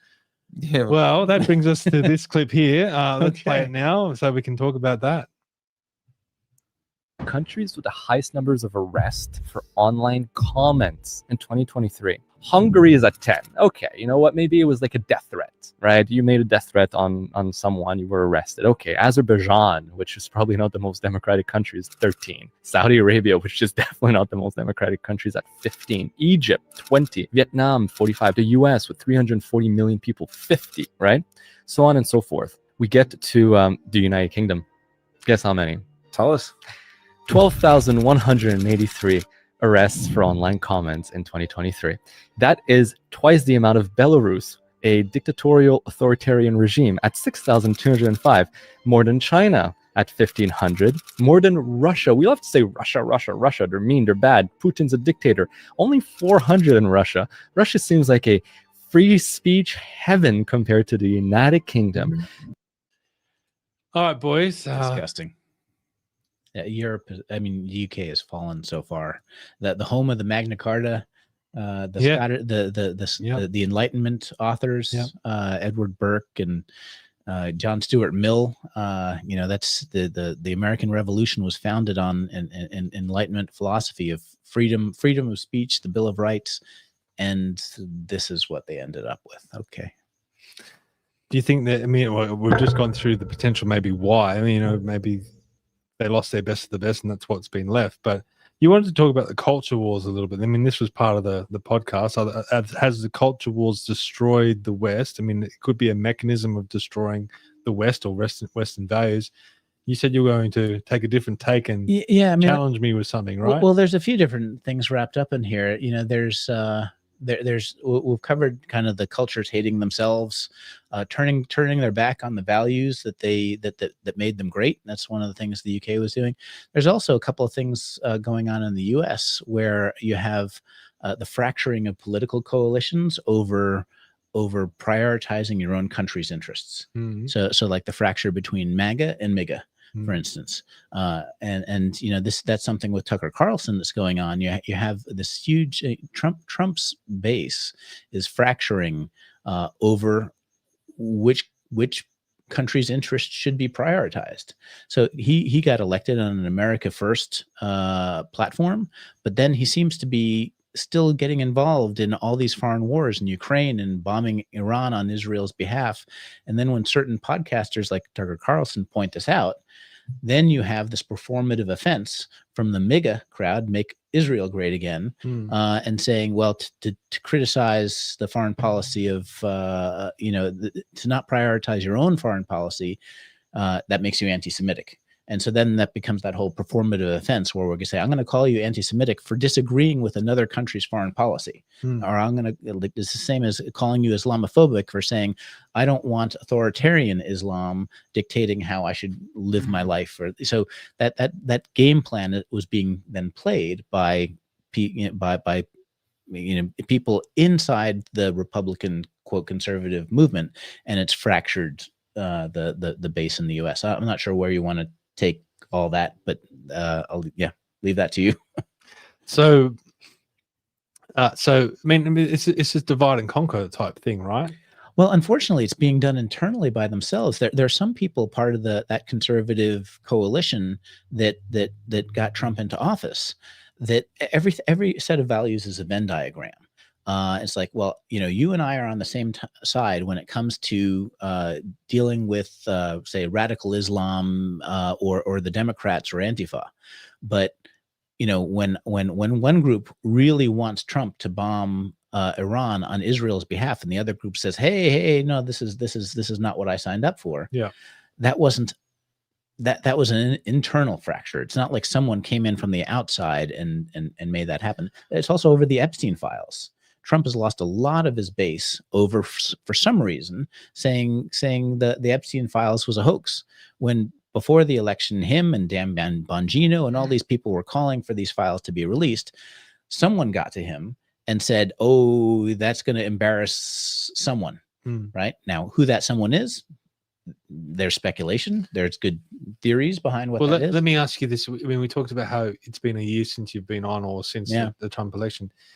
Since Trump has been in office for this second term, do you think he's done a good job overall? The first 3 months, 4 months, I felt like it was Christmas every day. Yeah. The RFK Jr. getting in, Tulsi Gabbard getting in. It looked like we were going to get good people in the FBI and the DOJ. Have Tulsi and RFK done a good job? I think they have. I do think that RFK is being hamstrung internally. Yeah. By Susie Wiles and I think her name is Stephanie Spear.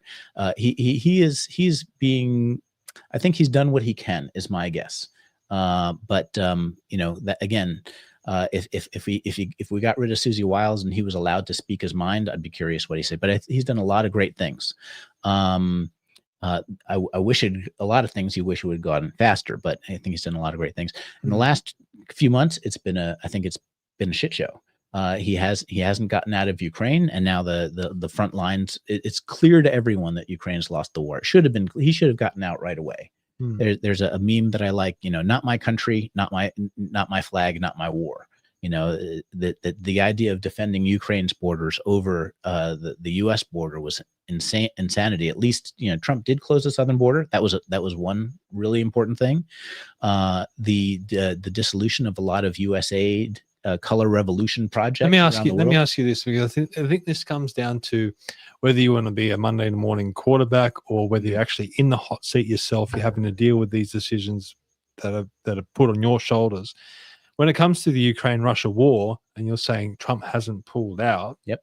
If you were president, would you feel comfortable pulling out of the Ukraine, knowing that Russia would then have free reign over the Ukrainian army? Russia's already won that war. They never had any chance. The only way. So the first thing that you want to do is go back to the maiden coup and just say, in 2014, we shouldn't have overthrown, because we had Victoria Nuland and John McCain and Lindsey Graham already doing a color revolution in Ukraine to create to get the pro-Russian, or at least Russian-friendly Ukrainian president out. So we created this situation. Then the new Ukrainian government started shelling the eastern part of Ukraine. A lot of people forget about all that for a while. And then we tried to push NATO into Ukraine. So we created a situation where Russia, after warning us over and over and over again that we shouldn't, that NATO wouldn't expand farther east, they kept on doing it to the point where the eastern part of Ukraine is east of Moscow. It was like we kept on crossing red lines until we made it crystal clear. So I think NATO and the deep state threw Ukraine under the bus, created the coup, instigated the war, and then funneled hundreds of billions of dollars, part of which has gone to all kinds of places. But that's not the fault of the Ukrainian people, and I'm paying a little bit devil's advocate. I am so sorry for the Ukrainian people. But what's been foisted on, we know. I've heard reports that Trump hates war. He hates the killing. He doesn't want to see innocent people die. So if he was to make a decision where he pulled out of Ukraine, and that meant that more innocent people were to die, wrong, less. They're pulling people and throwing them onto the front line in a war that they will lose, that they have already lost. And so the quicker you end the war, the quicker you say, what, we're not supplying you anything. What you're saying is pull the Band-Aid off. Absolutely. And the war will stop. Of course, Ukraine's never going to get back their eastern oblasts. It's not going to happen. It wouldn't. wouldn't happen in any way other than a nuclear war, in which case no one's getting it. So, yes, you pull that, the Ukrainians had the opportunity to sign the Istanbul Accords in 2022. And then Boris Johnson flies in and says, Zelensky, don't sign it. Well, we got your back. And we have had, probably 1 million deaths since. I want to ask you this when it comes to Trump. He seems to have been focused very much on the foreign situation. And that's a mistake. Yeah. So, I mean, I guess the point of this conversation today was to talk about how the cultural wars have destroyed the West, because I think it's taken the eye off the ball. Value your own people above all. Yeah. Don't. But also value the right issues, right? Okay. So and that's part. Yeah. So Trump's focused on the foreign conflicts. Yep. But the societies are focused on the transgenderism. They're focused on the LGBT stuff. They're focused on censorship. They're focused on welcome to country. And I always go back to a conversation I had with an Indian gentleman a few years ago at the New South Wales state election. He said one of the things that really surprised him when he came to Australia is that we are so focused on these issues, whereas in India they're building rockets that are going to the moon. I mean, what should we be focused on? What are we taking our eye off the ball? Is it the economy? Is it housing? Getting cheap housing for people? Like what? These distractions that we're having to deal with, what is it distracting us from? And what would you like to see Trump focus on more? Yeah, well, those things intersect. The Biden administration focused on a lot of these cultural war issues instead of the bread and butter and the mass migration, all those things. There's a cultural aspect to it because the performative offense. Oh, you don't like mass migration? You must be racist. That's a culture war. Yeah. But the practical policy of getting all these people coming along, that has an economic effect. And what Trump should do and what we should do here is focus on what actually improves the lives of the local people here above all things. And what comes at you as a criticism is the culture war. Oh, is it because you're racist? Is it because you don't like, brown people? No, has nothing to do with that. I want the politicians to represent the people here economically, allow us to have a better standard of living and leave all the rest of that alone. But the culture war is interjected into that argument in order to get you to back down. Oh, well, I'm afraid of being called a racist, so I'm going to make sure that housing prices go to and rent prices go through the moon because we have too much immigration. Does it surprise you, Adam, when you're sitting in the council chambers? Are you surprised with the bills or the motions that are coming through? I mean, do you think there should be more substantive? I think I can't really comment actually because I don't want to. You're not allowed to comment on that. I'm not. Generally, though. In general, I would like the focus to be on the LGA making money for itself. And I don't think that people put policy or motions through for that. So they ask for money, but they don't offer ways of making money. Okay, so this is public record.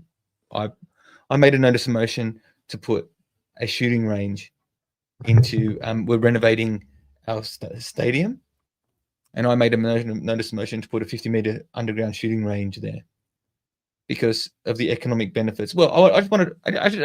It wasn't to build it; it was to get a feasibility report to actually see if it was worth businessly viable to make that happen. Okay, and you're thinking to yourself, well, Australia, Campbelltown has a high amount of licensees, like gun license holders. There's a lot of guns here already. We don't have gun issues per se, right? So this is what people don't understand. They think, guns. There's a lot of guns. There's a lot of guns already here, and there's no one walking around the streets killing people. Well, like that, we have shootings and stuff, but just no more than everywhere else, right? Much less. Well, there's people with guns. Okay, there's guns are here.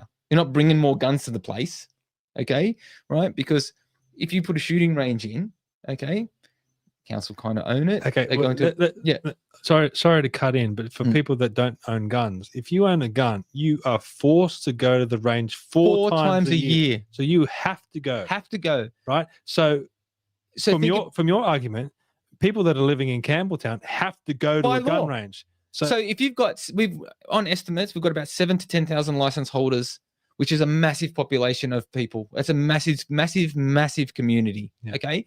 Generally, people that have guns, just like motorcycles, just like sports cars, have a little bit of free money to spend. Okay. So what you do, and you and I have done it. Okay. We'll go, hey, mate, let's go to the shooting range. Then after that, right, well, we're together, we're enjoying each other's company. We've put some bullets through some paper pretty fast, right? We compare notes. Then we go to the club or the pub or something. I don't think you're allowed to do that. Oh, no, as in, no. After Aren't you supposed to just go to the range and then go back home again? No, you can have your gun in your car. In your bag? I will just go to the range. Oh, you go to the range and stuff and go that. Well, I hire a gun. I actually don't particularly own a gun. Okay. So I hire a gun. The gun stays at the bloody club, at the gun club, right? Yeah. So what happens is, all these argument's sakes, me and my brother will go shooting. Okay. Then guess what? We go to the pub. Yeah. And we have a steak. Right? I don't drink, so I have a can of Coke. My brother only drinks soft drink as well, so we only drink soft drink. We'll have a bit of a chat. We watch a bit of sport that's on the TV. And then so what happens is we've spent $50 to $100 at the shooting range, okay, which we have to do 4 times a year. Yeah. Okay. So if you think about it, conservatively, there's 7,000 people in Australia. 7,000 times by 4 is 28,000 people. 28,000 people putting money into the economy. Okay. Then going to the local. So instead of the people of Campbelltown driving out to Silverdale or going up to St Mary's, right? They can stay local and spend money local. Not to mention that people from St Mary's and Silverdale and other LGAs would come here because just like a motorcycle rider, they go to different areas and ride different roads. You want to shoot at different ranges. And it's an indoor range, so bullets aren't flying around everywhere. Underground. And you have to be licensed to go there. And it's one of the strictest sports. Don't forget too, it's an Olympic sport. It's a world recognized sport. Yeah. Okay. So why did they vote it down? Because they don't want to encourage the economy of Australia, of Campbelltown. Instead, they rather put a park in and worry about toilets in a park that costs the ratepayer money. Okay. And I'm not saying that we shouldn't have nice parks. We do want nice parks and things like that. But my focus is about generating income. So that you don't have to tax the people I think more. the overall question is whether the discussion is about something that increases the lives, the standard of living for the people there. Well, I mean, So a community park or a district park and things like that, and libraries and I'm learning. At least that's a good part of the conversation. I'm learning. At least they're not virtue signaling, talking about Well, there is a lot of that, but I'm learning that does increase the values of people's lives in the community. Okay. So we do need those kind of things, but we've got some great district parks and we've got some great community places, like the Billabong and things like that. Okay. So we've got some good things, but nothing, they don't generate money. Yep. Okay. And what happens is with the state government and the federal government pulling back funding to councils. Okay. So the councils aren't getting funding and grants like they used to get, right? Where do you turn? Well, they talk about pulling levers here and pulling levers there and stuff like that. Okay. So we have assets that we sell and we have this and that and we have a good bank. And the Campbelltown Council the staff at Campbelltown Council and the bureaucrats and all that kind of stuff, the executive, I think they are very, very good and very, very genuine compared to other places, other LGAs. Okay. So I believe in Campbelltown Council. I think they're doing a good job. Okay. So let's get that straight. And I think the councillors in general, all the councillors, doesn't matter, Labor, Liberal, whatever it is, right? I think they all do have Campbelltown. But are they getting distracted by cultural? I think they are getting distracted. I think there's a lot of distraction between cultural. I think there's a lot of voting I think a lot of power play happens. And what base are you going to try to get votes for? So I won't get the votes from certain bases because of, the way I don't care. I just stand for what I think is better for the community as a whole. And that's all community. Right. So if people have a look at notice of motions that I put forward, it's more about the whole community as general, like a shooting club would increase. So the idea is that you're trying to build up the strategic master plan of attracting people and investors to come to the state instead of the LGA. Well, Paul, let me ask you this: does releasing the Epstein files enrich the lives of Americans like Adam is trying to enrich the lives of people in Campbelltown? I think the way it would do that is to expose the deep state. We talked about how, who's behind all the wars that have drained blood and treasure from the Western societies. And there is a deep state cabal that does that. The whole thing about the Epstein files is someone owned the blackmail on a great many political people, a great many important people. And so someone's controlling them. And they're probably not controlling them for the best interest of the American people. Whatever votes, votes to go into war, to send another $100 billion to Ukraine, those votes happen because someone's got the thumb on someone else. So the reason why you want to release the Epstein files is you need to rip that whole corrupt enterprise out, root and branch, expose those people, get them put away. How? Because look at Epstein. Epstein was gifted a $77 million property in New York, just given to him, right? Obviously, and then we're meant he's to an asset of believe someone. that he committed suicide or was taken out. I reckon they probably took him out and he's living. I mean, apparently, Who knows? I heard the other day he's living in Israel. That could be plausible because, I mean, if the bloke has been gifted a $77 million property in New York, a penthouse or whatever it was. What we do know is he didn't kill himself. Well, no. But I mean, I mean, it's one of those things. But do you think he could be still alive? It could, there's a lot of things we don't know how they worked out. We don't know the composition of the deep state. All we know is that there are all kinds of things that But don't make sense. if there's this much power and money, do we eventually get to the point where we start prosecuting people? We have to. We need to. And this is our window. And this is what Pam Bondi has to be fired, and probably Susie Wiles needs to go too, because they are stopping meaningful. And this is where Trump really did disappoint me when he said, this Epstein is a hoax. Who's talking about this? Is like he really did, betray a lot of his base who care about not just the deep state but the kids. Like he's asking people not to care about the pedophiles and the people who traffic them. But is this a fundamental issue for his base where they're saying we don't like these elites running roughshod over us anymore? Absolutely. That's why we elected you, Trump, to go in there Absolutely. and shake up the whole system. That's it. And now that you're in there, you're going along with it. That's the recent fracture in the American right, political right in the last couple of months. Yeah. And it's one of the reasons why I've gotten very angry. And the first few months felt like Christmas every day. Yeah. And now was it the Epstein stuff that turned? That was one of the big ones. Yeah. When he says, you're not real, something like you're not really MAGA if you talk a lot about the Epstein. What about like, when he bombed how Iran? dare you? That was a big split for a lot of that. That was a bad. Now, one of the things that's also one of those things that doesn't make any sense. The neocons were baying for every war they could find, for Ukraine, for us putting no-fly zones or actually boots on the ground. With Iran, it seemed like he did this one strike and he gave them warning in advance. That's a story that a book's going to be written about someday to say what was that. It doesn't make any sense. There's something, but yes, he did lose a chunk of America First support. But then again, my red line was if he puts boots on the ground, I'm done with him. What about what happens if he invades? They're talking about invading. Is it Venezuela or? I don't. That's another one. I don't know what the hell he's thinking. Like what? It's bizarre. It's strange, and he's clearly not communicating. If he is communicating the actual reason for it, it doesn't make a damn bit of sense. And if there's another reason, so I'm going to suspend judgment on that. It seems to not make sense, but if something makes sense of it in retrospect, I'm open. What should he be focusing on? The domestic economy. Well, first, getting rid of the deep state, because this is a once in a generation, once in a lifetime opportunity to root that out. He needs to get rid of it, to primary the right people. The idea of supporting Lindsey Graham and turning your back on Thomas Massey makes no damn sense. He's taking the people who are really loyal to America First and throwing them under the bus while taking the neocon war whores like Lindsey Graham and actually endorsing them. So that's another one. And I forgot what the question was.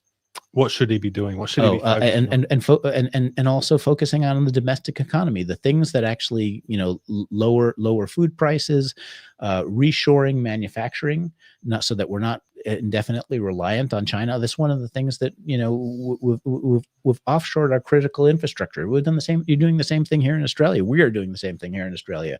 We can't make the things that make our lives function. We need to actually to bring back manufacturing and critical jobs that produce the things that we rely on. What about domestically here, Adam? What should Albanese be focusing on? We're walking into this under 16s ban. That seems to be a big focus. I don't even care about any of that stuff, right? So we said this, I've said this, even when I ran federally, right? The pillars: energy, housing, health, education. Get those right and everything else falls into place. Okay, the first thing we have to do is sort out our energy. We can't fix up the housing, we can't fix up the food, we can't fix up cost of living, we can't fix up anything until energy's set. And they won't do it. He's gone down the path of no return. Okay, so whatever. So until they fix energy, I don't care about anything else, right? Albanese's no good. I don't care. Even Liberals have no good energy policy. So until they start sorting out that, everything else is futile because we don't have a Western society without cheap energy. What about immigration? Immigration. Fix the energy, and then you can bring as many people as you want. Who gives a shit? Disagree with that. You reckon? Yeah, no, yeah. I mean, even if you have cheap energy, you know the number. There's the amount you have to build, how the length of time it takes to increase infrastructure. But then there's also the cultural issue.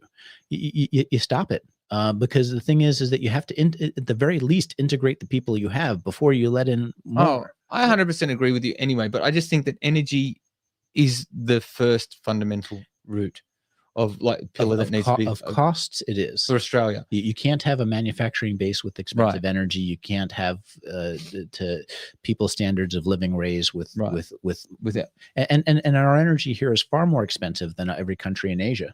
You know, it's like double. Adam, would you adopt a refugee? Would I adopt a refugee? Yes.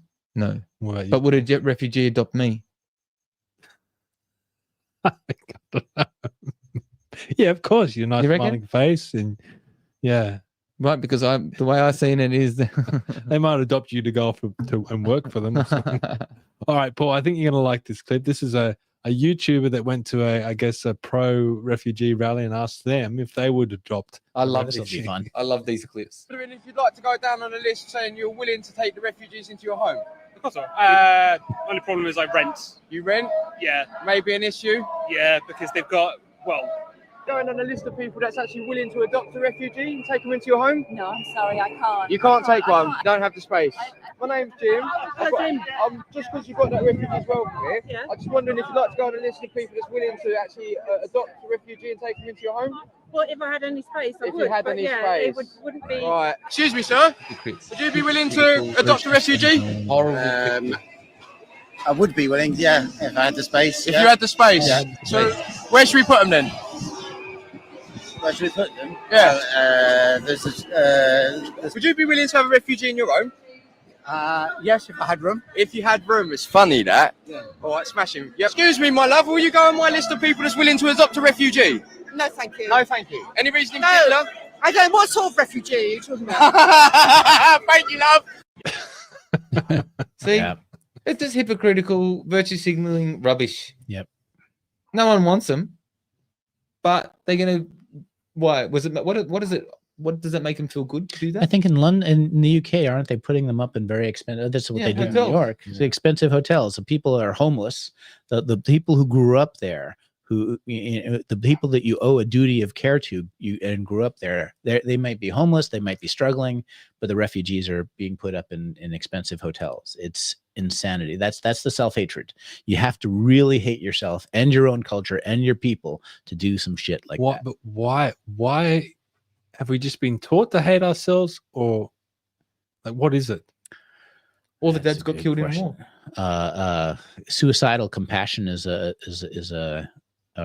term that I've heard that ringed true. Suicidal compassion. Yeah.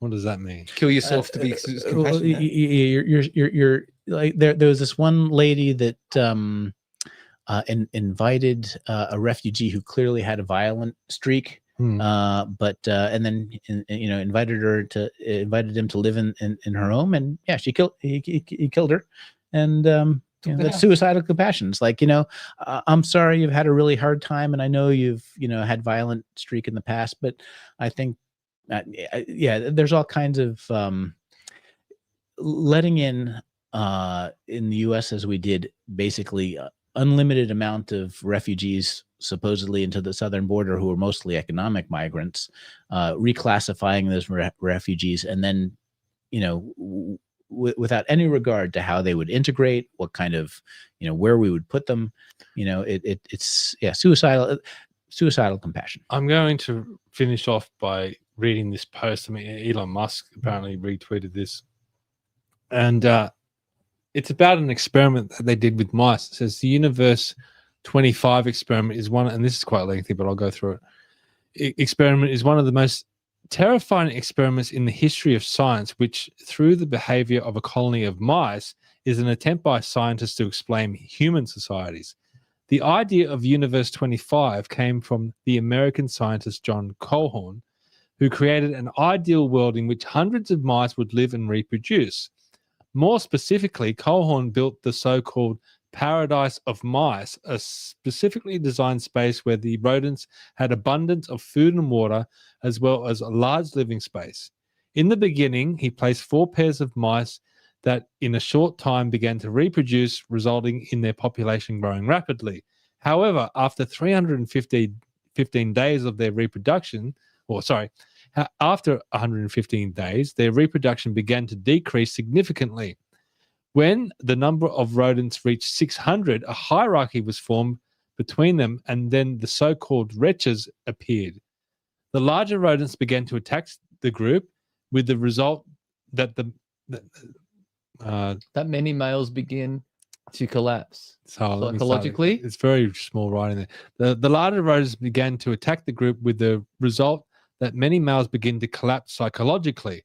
As a result, the females did not protect themselves and in turn became aggressive towards their young. As time went on, the females showed more and more aggressive behavior, isolation elements, and lack of reproductive mood. There was a low birth rate and at the same time an increase in mortality in younger rodents. Then a new class of male rodents appeared, the so-called beautiful mice. They refused to mate with the females or to fight for their space. All they cared about was food and sleep. At one point, beautiful males and isolated females made up the majority of the population. As time went on, juvenile mortality reached 100% and reproduction reached 0. Among the endangered mice, homosexuality was observed, and at the same time, cannibalism increased, despite the fact that there was plenty of food. 2 years after the start of the experiment, the last baby of the colony was born. By 1973, he had killed the last mouse in Universe 25. John Colhorn repeated the same experiment 25 more times, and each time the result was the same. Yeah, we're in Universe 25. Are we not? Maybe. Is there anything we can learn from that? Yeah. We're just like mice. Yes, but I don't know what it is. Well, the problem is that we're living a life of abundance right now. So we got all the food we want. No, but we got the food. Look, John the boy is starving to death. The standard of living here is higher than other times in history. John the boy says, sounds like Babylon or Sodom and Gomorrah. Mm-hmm. So is this part of our makeup? Is this maybe it's the evolutionary? Humans have always been to self-destruct. They do say that all the races that go gay, or like the civilizations that reached their pinnacle, would get to a point where they became obsessed with sex, vanity, and homosexuality. It's not sex as in like the sexual intercourse, but sex as in like your sex, like transgenderism and that sort of stuff, and then they would implode. Like it's like we'd reached this level of comfort and prosperity where we can't go anymore, so it all just falls. We self-destruct. Yeah, I don't know. I mean, some civilizations have lasted hundreds and thousands of years. It's amazing to me how much has changed in the flash of a pan in a fairly short time.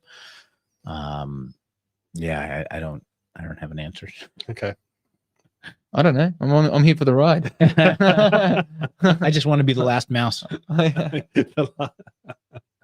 All right, everyone. Thank you for being on this ride with us today. We've discussed a lot of interesting topics and really pushed the boundaries of thought and, discussing some really, I guess, high level issues that, I don't think we have the answer for, but they're interesting to think about. I mean, there's no answers. It was just discussion topics.